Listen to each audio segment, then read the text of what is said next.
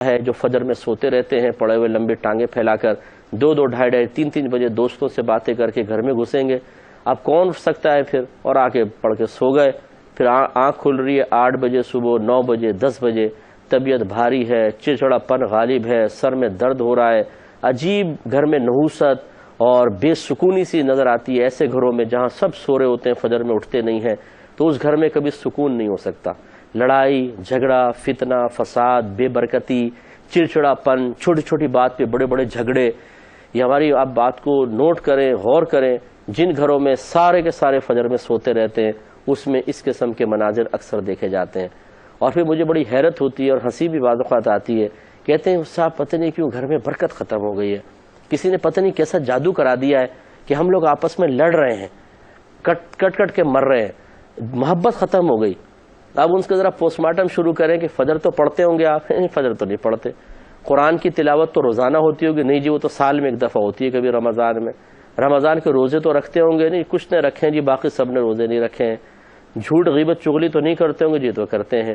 بد نگاہی تو نہیں ہوتی ہوگی؟ جس کے بغیر تو گزارا ہی نہیں ہے. اس کے بعد پھر اپنے اتنے خراب اعمال کے بعد سارا گھر کے ماحول کا ببال ڈال دینا جادو ٹونے اور تعویذوں کے اوپر. یہی ہماری میجر مسٹیک ہے کہ اپنی خطا ہم نہیں دیکھتے، ہم دوسرے کی خطا ڈھونڈنے کی کوشش کرتے ہیں. کسی نے جادو کرایا ہے، کسی نے ٹونا کرایا ہے. یعنی ہم یہ چاہتے ہیں کہ ہم نماز قضا کریں، تمام بے برکتی والے کام کریں، پھر بھی اللہ تبارک و تعالی من و سلوہ اتارے آسمان سے. ہم اتنے پپو ہیں کہ جتنے بھی غلط کام ہیں اس کو اللہ تعالیٰ ضرور نظر انداز کرے اور دولت کے ریل پیل ہو. ہم جتنے بھی فراڈ کرتے رہیں، موج مستیاں کرتے رہیں، اللہ تعالیٰ ہمیں بالکل کوئی تکلیف نہ دے. اتنے اچھے ہم کہاں سے ہو گئے؟ تو سوچنا چاہیے کہ ذرا ہم کر کیا رہے ہیں، ہمارا رویہ کیا ہے. اللہ تعالیٰ کے احسانات کے جواب میں کیا اس قسم کا رویہ اختیار کرنا چاہیے کہ نہیں، یہ ہمیں توجہ کرنی ہوگی. دوسری بات یہ کہ اس سے ہمیں یہ سیکھنے کو ملا، جس کی طرف میں نے تھوڑا سا اشارہ کیا، کہ بچوں سے، اپنی اولاد سے محبت کرنا بہت اچھی بات ہے، اپنی زوجہ سے محبت کرنا بہت اچھی بات ہے، دوستوں سے محبت ہونی چاہیے، رشتہ داروں سے ہونی چاہیے. لیکن یہ محبت اس وقت شیطانی محبت بن جاتی ہے کہ جب انسان اس محبت کو بنیاد بنا کر سامنے والے کو گناہ کرنے کی اجازت دے دیتا ہے، اسے نیکی کا حکم نہیں کرتا، اسے برائی سے نہیں روکتا ہے. محبت غالب آ جاتی ہے. بیوی چاہتی میں بے پردہ رہوں، شوہر کہتا ہے کیا کروں، یہ محبت اتنی ہے، سختی نہیں کرنا چاہتا، ٹھیک ہے تم بے پردہ رہو. یہ اس طرح کی اجازت گناہ ہے، حرام ہے. بیوی کو پیار سے، محبت سے، میں نہیں کہتا ہوں کہ ڈنڈا اٹھا کے آپ کھڑے ہو جائیں، پہن برقع ورنہ مارتا ہوں. یا تو پہلے دیندار عورت سے ہی نکاح کرنا چاہیے جو پہلے برقع پہنتی ہو. اگر ایسی لڑکی سے نکاح کیا ہے کہ جو پردہ نہیں کرتی، تو بڑی حکمت کے ساتھ، پیار سے، محبت سے، پہلے اپنی محبت سے، اپنے دیگر اچھے رویوں سے اس کا دل جیتا جائے اور پھر پیار محبت سے اس کو ذرا اس طرف لایا جائے. یہ ضروری ہے. اسی طرح بچے ہوتے ہیں، غلط ضدیں کرتے ہیں، نماز نہیں پڑھ رہے بچے، ماں باپ ان کی محبت میں کچھ بھی نہیں کہتے. تو یہ محبت نہیں ہے حقیقتاً. جتنی ہمارے آقا صلی اللہ علیہ وسلم اپنی امت سے محبت کرتے ہیں، آپ کو یقین سے کہتا ہوں کوئی باپ بھی اپنے اولاد سے نہیں کرتا ہوگا جتنا ہمارے آقا صلی اللہ علیہ وسلم اپنے امتیوں سے اور اپنے امت سے محبت رکھتے ہیں. لیکن جب معاملہ آتا ہے اللہ تبارک و تعالیٰ کے دین کا، تو یہ بخاری کی ایک روایت جائے گی، انشاءاللہ ہم آپ کو بتائیں گے. میری والدہ سیدہ عائشہ صدیقہ رضی اللہ تعالیٰ عنہ فرماتی ہیں کہ سرکار صلی اللہ علیہ وسلم اپنی ذات کی خاطر کبھی غصے میں نہیں آیا کرتے تھے، لیکن جب کوئی اللہ تعالیٰ کے دین کا کام ترک کرتا تو آپ شدید غضب میں مبتلا ہو جایا کرتے تھے. یہ ہے رویہ ہمارے آقا صلی اللہ علیہ وسلم کا. اور وہ نادان قسم کی عوام کہ جب کوئی کسی عالم دین، کوئی مفتی کسی گناہ پر کسی کی گرفت کرے اور سخت ان کے اوپر سختی کرے، اظہار غضب کرے، تو وہ فوراً کہتے ہیں بھئی آپ تو انبیاء علیہ السلام کے نائبین کہلاتے ہیں، ہمارے نبی نے تو ایسی کبھی سختی نہیں کی، وہ تو اس طرح کبھی غصے میں نہیں آئے. بھائی آپ نے حدیثیں پڑھی کہاں ہیں؟ سرکار سے ثابت ہے آپ نے اظہار غضب بھی کیا ہے، جیسے اس آیت حدیث میں بھی ہے. سرکار سے یہ بھی ثابت ہے کہ سلام کیا گیا، آپ نے جواب نہیں دیا، بلکہ اپنا چہرہ انور سرکار نے پھیر لیا.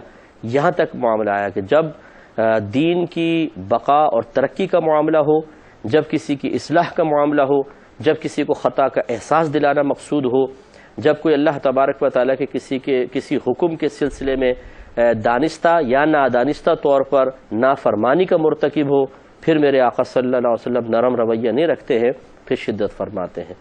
میرے آقا ہی ہیں کہ آپ نے رجم کا حکم بھی دیا ہے، ہاتھ کاٹنے کا بھی حکم دیا ہے چوروں کو، چور کا ہاتھ کٹوایا ہے۔ تو آپ ایک طرف آپ کی رحمت للعالمینی اور دوسری طرف رجم کا مطلب کہ پتھر مار مار کے آدمی کو ختم کر دیا جائے۔ تو میرے آقا صلی اللہ علیہ وسلم اتنے نرم دل، ٹھیک ہے وہ سب ہے، لیکن جب اللہ تعالیٰ کے حکم کو نافذ کرنے کی باری آئی تو پھر بس پیار محبت اپنے مقام پر، پھر چاہے کتنی اذیت ہو، کتنی تکلیف ہو، پہلے اللہ کا حکم پھر محبت ہے۔ تو اس رویے کو ہمیں بھی سمجھنا چاہیے۔ لہٰذا اگر بیوی بچے ہیں غلط کام کر رہے ہیں، شوہر پہ لازم ہے کہ وہ نیکی کا حکم کرے، برائی سے روکے۔ آپ کے دوست کوئی غلط کام کر رہے ہیں، ہمیں خود بھی پہلے نیک بننا چاہیے اور ساتھ ساتھ اپنے دوستوں کو بھی غلط کام پر تنبیہ کرنی چاہیے۔ اور یہ خیال بھی ذہن سے نکال دیں، ضمن عرض کرتا ہوں کہ بعض دوست کو اس لیے نہیں سمجھاتے کہ وہ کہتا ہے یار میں اس کو منع کروں گا نا، بولے گا تو پہلے نیک بن جا، تم تو نماز پڑھتے نہیں ہو، مجھے تلقین کر رہا ہو۔ یہ ہماری میجر مسٹیک ہے کہ ہم بعض اوقات اس لیے رک جاتے ہیں کہ خود ہمیں گلٹی فیل ہو رہا ہوتا ہے کہ یار میں خود بے عملی کا شکار ہوں۔ تو ہمارے آقا صلی اللہ علیہ وسلم کی تلقین یہی ہے کہ تم نیکی کا حکم کرو، چاہے خود مکمل طور پہ نیک نہ بن سکو، اور برائی سے روکو، چاہے خود مکمل طور پہ برائی سے نہ بچ سکو۔ تو بلکہ یہ ایک نیک بننے اور برائی سے رکنے کا بہترین نسخہ ہے کہ آپ لوگوں کو نیکی کا حکم کرنا اور برائی سے روکنا شروع کر دیں۔ کیونکہ جب آپ مثال کے طور پہ کوئی شخص نماز نہیں پڑھتا اور آپ کہیں بھائی نماز پڑھو، نماز نہیں پڑھو گے میدان معاشر میں سخت گرفت ہوگی، فرعون، حامان اور ابی بن خلف کے ساتھ آپ کا حشر ہوگا، جو کافر اور منافق لوگ تھے، گستاخان رسول تھے۔ تو آپ نماز پڑھیں، اور خود بالفرض میں نماز نہیں پڑھتا ہوں، تو اب مجھے خود بخود شرمندگی ہوگی کہ یار میں اس کو تو کہہ رہا ہوں، اب اگر میں نماز نہیں پڑھوں گا تو یہ کل مجھے کہے گا کہ بھئی تم بڑی تلقینیں کر رہے تھے، یہ وعیدیں کہ تمہارے لیے نہیں ہیں۔ تو پھر خود بخود انسان نماز کی طرف مائل ہو جائے گا۔ بلکہ ترغیب ملتی ہے، جیسے آپ نے کسی کو نیکی کا حکم کیا، نماز کی تلقین کی، وہ چلا گیا نماز پڑھنے کے لیے، آپ نے دیکھا نماز پڑھنے جا رہا ہے، تو خود انسان کو شرمندگی ہوتی ہے کہ یار یہ تو دیکھو جا رہا ہے اور میں نہیں پڑھوں، اور ایک عجیب خوشی ہوتی ہے کہ ہماری بات مان کے وہ جا رہا ہے، تو پھر ترغیب مل جاتی ہے، نفس مغلوب ہو جاتا ہے، آدمی خود بھی نماز پڑھ سکتا ہے۔ اس لیے دوستی محبت اپنے مقام پر، بیوی بچوں سے محبت اپنے مقام پر، لیکن یہ بس اصول سمجھ لیجئے کہ جب یہ محبت اللہ تعالیٰ کی نافرمانی میں ہمیں مبتلا کر دے، یا اس محبت کی وجہ سے ہم ان کی نافرمانیوں اور اللہ تعالیٰ کے احکام کو بے دردی سے اپنے پاؤں تلے کچلنے کو نظر انداز کرنا شروع کر دیں، تو سمجھ لیجئے کہ پھر یہ محبت اب اللہ کی خاطر نہیں ہے، بلکہ نفس کی خاطر ہے، جو آخرت میں ہمیں نقصان پہنچائے گی۔